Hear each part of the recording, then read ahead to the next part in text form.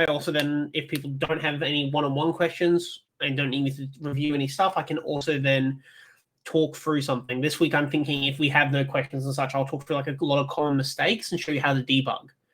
Because a lot of your time you're losing when you program is the bugs. So yes, first of all, the Q&A part. Does anyone have any questions about the content for this week, last week, the assignment, the new one that's come you got to do? Any questions at all? Hit me.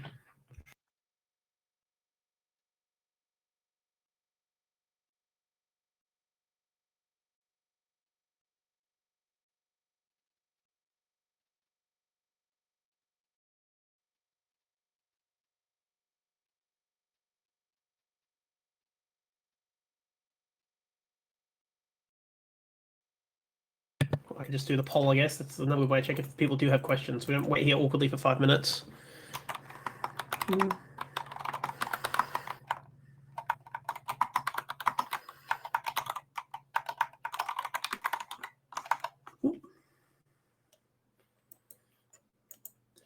Yeah, so with the Hungry Ralph one, what you'll need to do for that is use the dist function. So dist returns a number. So let me just close that. I'll get my screen share in a second. Cool. Get the right one running. So if I bring up my screen share.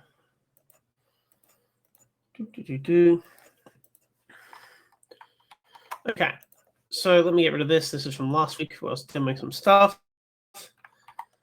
If we have the dist function, which we use in Workshop 3, I'm just going to have it print out into the screen what's inside it. When we call dist, we give it a set of numbers, right? So 2 coordinates, and it compares between them. So I'm going to give it the center of the screen and my mouse. Mouse X, mouse Y, and we'll give it the width divided by 2 and the height divided by 2. So I might type a little slower than usual. I've switched keyboards, so might be a slight slowdown. So in that period where I really can't go fast on either of them because it's all adjusting. What have I done? I haven't saved it. That would help. Oh, I've got the background of transparent still. Oh no. Okay, so up there is the result from me calling the dist function, which is it will tell me how far between 2 points are on my screen. So I can use that. If the mouse is here, if I set the point over here, I can then track how close my mouse is getting to that point. And then based on how close I get to that point, I might have the number change. So in my case, I have it in the center of the screen. I'm not going to obviously do the mouth, but I could do something like make a circle go bigger to show some of the ways you could do this. So I could have like a ellipse that is going to have a value in it. So first of all, we'll just give it the dist number. Now this will work the opposite of how we want, but that's fine for starting to show stuff. We'll slap this in the center of our screen. Oh, wait, hang on. Why are you moving? What have I done wrong? I've done a brain fart. Oh, I gave that as the X. Yep, cool. Good job, me. You can tell I'm awake. Sorry, we'll put it in the center of the screen. We're going to first of all just have it with a set number just so we can make sure we put the circle in the right spot. We have. Good job, us. Now we put the dist code in here, which is returning a number. And now the closer I get to the center of my screen, it's using that number for the width. So it's getting smaller. Now, obviously, the problem here is realistically what you want is when it gets closer, you want it to get bigger. You want the mouse to move. So you need to offset the mouse position in some way. So rather than just using dist, you could do something minus dist. So, for example, if I had circle size is, oh God, I can't type on this new keyboard still. It'll come back, but it's going to take a little bit. So if we had circle size is equal to, say, dist, so 200 minus dist, and I'll just quickly also put it up here so you can see what it's doing. We'll tell it to use it.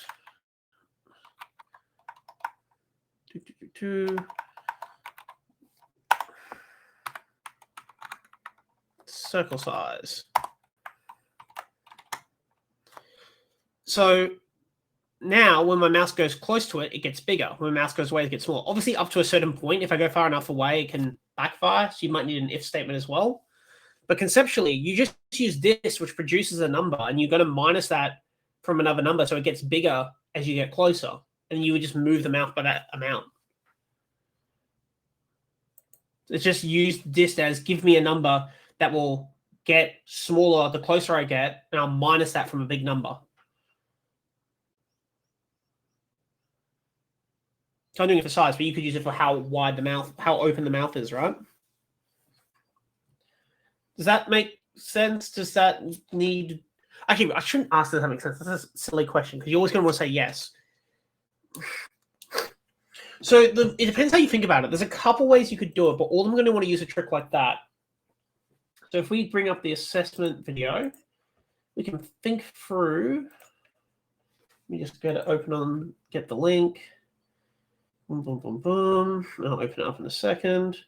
We'll probably get stuck with an ad because YouTube hates us. I don't really want to be on my YouTube Premium account or my work account.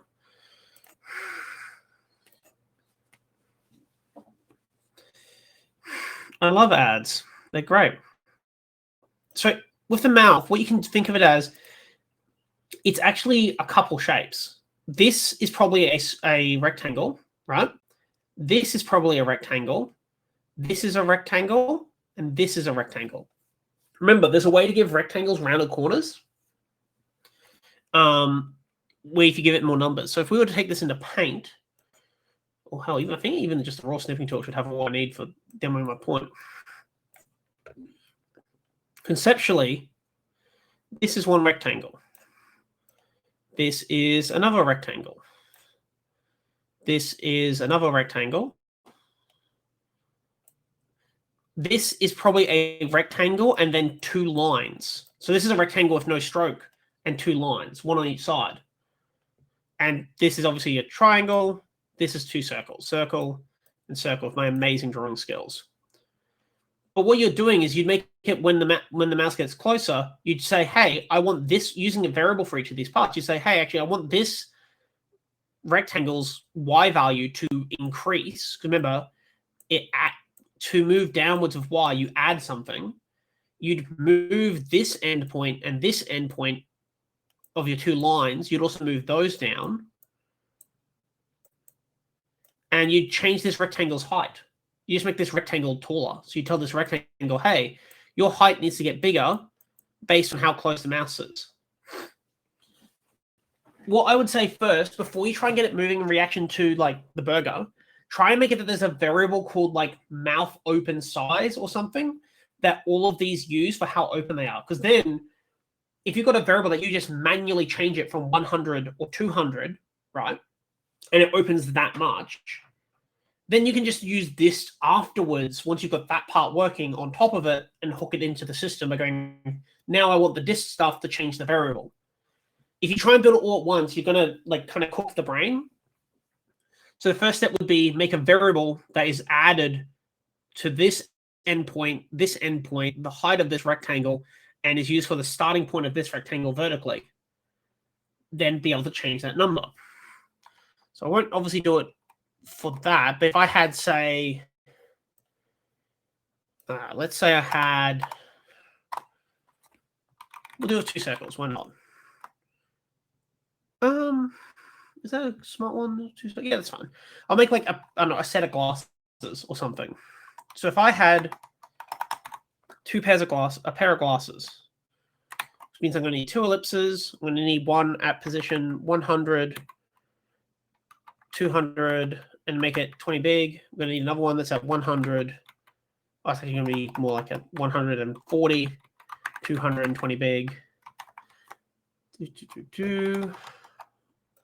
Where the hell is my preview one? I need to put a line between them. So it's like, actually looks like a piece of glass.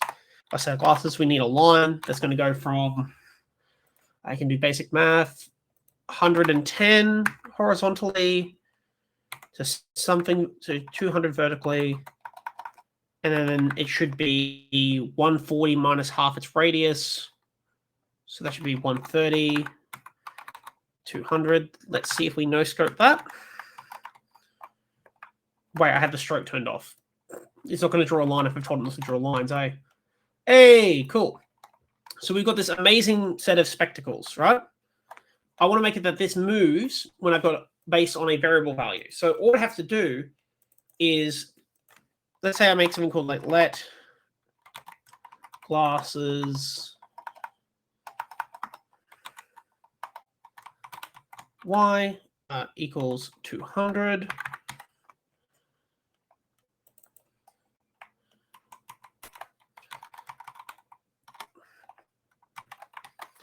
What I should be able to do, if I've got that set up correctly now with that variable, remember I can just go into my console, if anything that's in global, and I can just change this in here to test if it works. So now, whenever I run the command again, I can move it around by that variable. Once I've got something like that working, but obviously instead of with glasses, you have it working for like the lower mouth half, then try and make it react to the mouse. Because then all you're trying to do is make the mouse change this value here, which simplifies it greatly, because that's what you're actually at the end of the day doing, is you're creating a value that they all refer to. And that's a lot easier mentally if you break it into 2 steps. If you try and do it all at once, you're going to melt the brain a bit. Do you have any follow-ons for that? Well, actually, a better way of doing that would be, try and explain back to me what I've just explained, because that's a good way for us to catch any misunderstandings.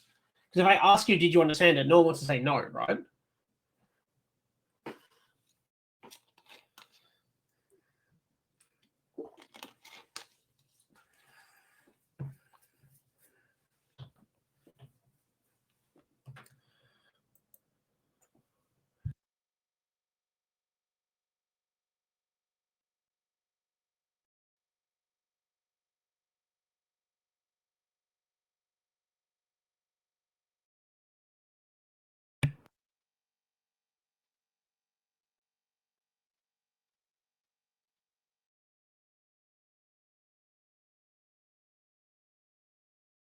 I've muted myself.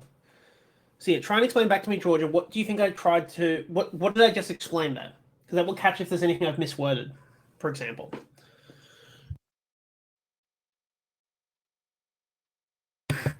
All the ones for the lower mouth, for the mouth moving. It'll make it a lot simpler if you do, because then all your code for moving the mouth just needs to change that one variable. Because think about it, here I've got 3 different shapes, right? I've got a line and 2 ellipses, but I don't need to change each of them with a calculation. I could change the calculation and draw. Like maybe I could make it for every, let's say every 10 frames, once every 10 frames, it's going to, we make it once every 10 frames, it's going to move them by 1. Where's my key? There it is. So we could do glasses y plus equals 5. So now once every 10 frames, it's going to move down. That's why it seems so jerky, is because the frame rate's been slowed down a lot. We can actually see that if I set the text of frame count 2020. I'll set the get destroyed because of the new keyboard, of course. Oh my god. And we'll just set the frame rate down to 1, just so you can understand what I'm doing there. I'm using this for an illustrative example. Frame rate. Yep, that's pretty close to it, Jack. You want the height of the rectangle, the height and the ending points of your lines. Because remember, the way they've got it is there's probably a line here and here. That's how I would do it, at least. So this is like a white rectangle with no stroke on it. Because you see, you can't see the connection point of these 2 rectangles, right? There's just blank white there.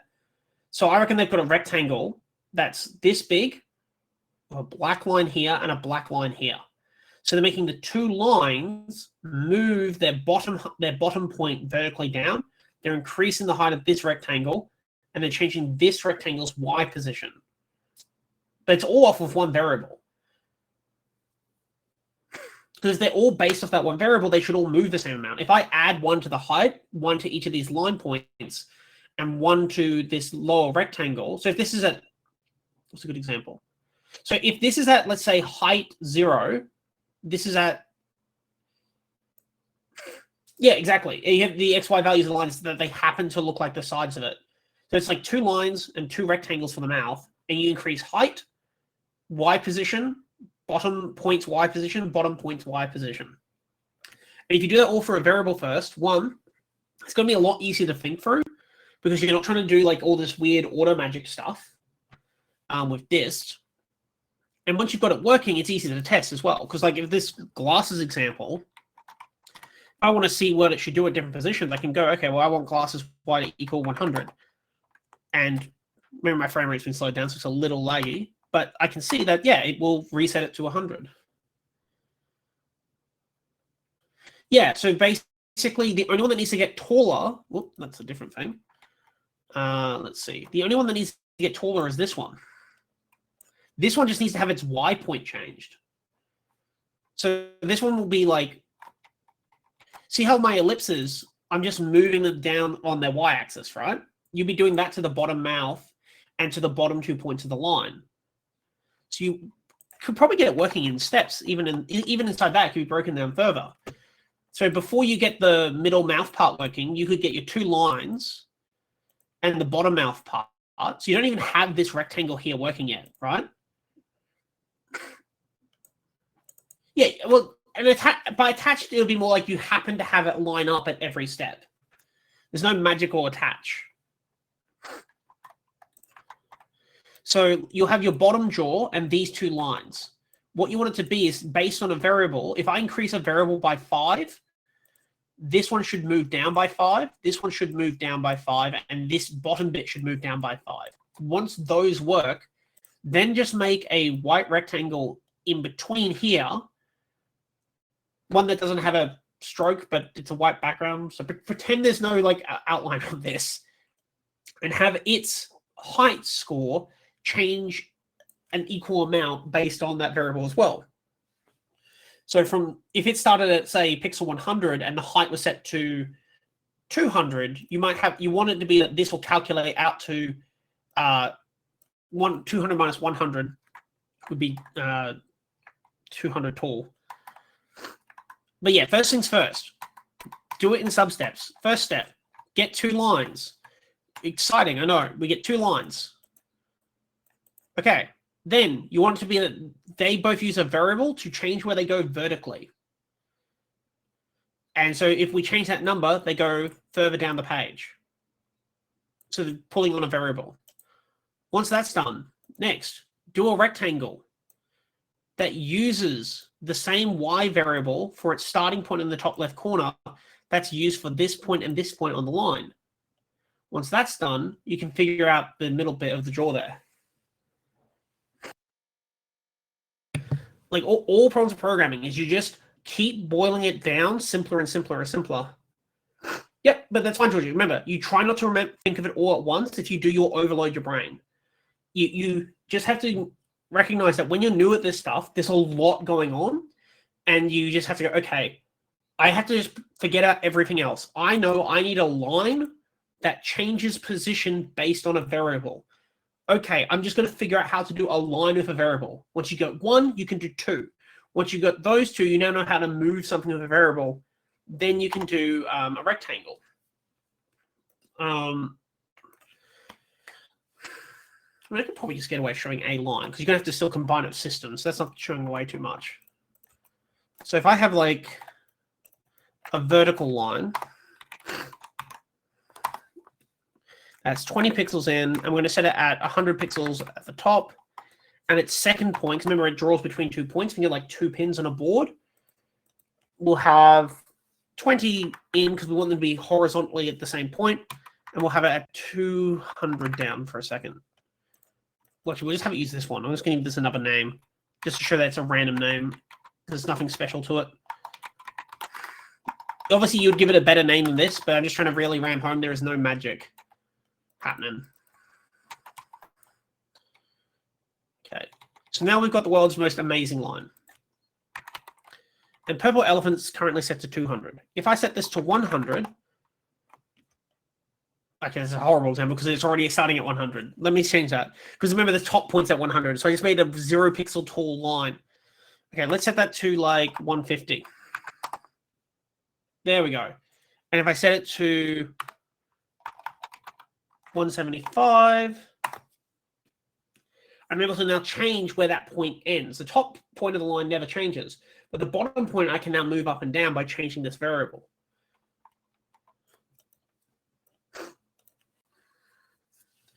Yeah, don't forget, Georgie, you can also just go take some work on it and then come back, right? I'm here till 4. So you don't have to be like, all right, guess I don't get to ask any more questions. You can take that, work on it, and you can also come back and ask for help. You can ask for one-on-one assistance, etc., etc.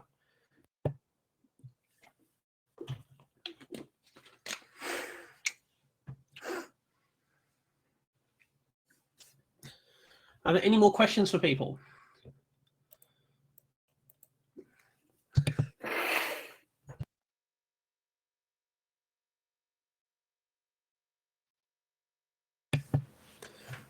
Sounds good. If you get stuck for more than 20 minutes, Georgia, just come back and I'll give some more help, yeah?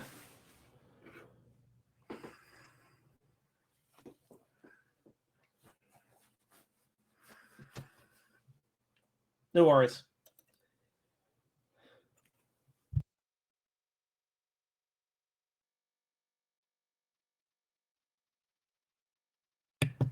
All right. Jack, Ash, how about you two? You got any questions?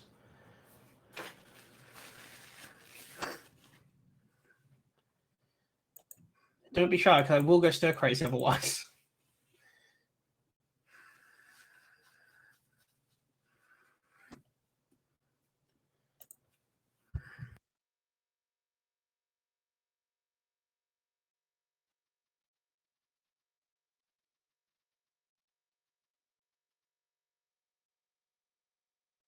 Yeah, go for it. There's only 3 of us in the room. I don't mind that. Are you able to hear me, James? I'm able to hear you, or someone else. Wonderful. That's me. If you don't remember me, I'm from one of the Thursday tutorials. Wonderful. Yep, I know. You're on catch up. Yeah, the extension. So, what can I do to help? I just had a question. I have finished the second part, the pie chart question. And I just wanted you to have a quick look at it because I don't really be getting that option. I'm pretty happy with it. It's quite adaptable. The only thing that's not super adaptable is the position of the actual the labels that I've got. I actually finally figured out the angles and getting the labels done for them. It came to me at like 11. It came to me at 11:30 last night. I was like, oh, I missed this one little thing, and went through and fixed it, and it was perfect. So that was yeah, sure. I'll pull you into a side room and we'll take a look. That would be wonderful. Thank you. All right.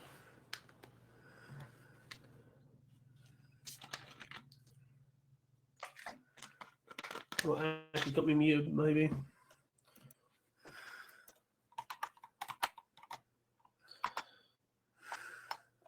Sweet. Well, I'll be sitting in the room just in case anyone needs more help.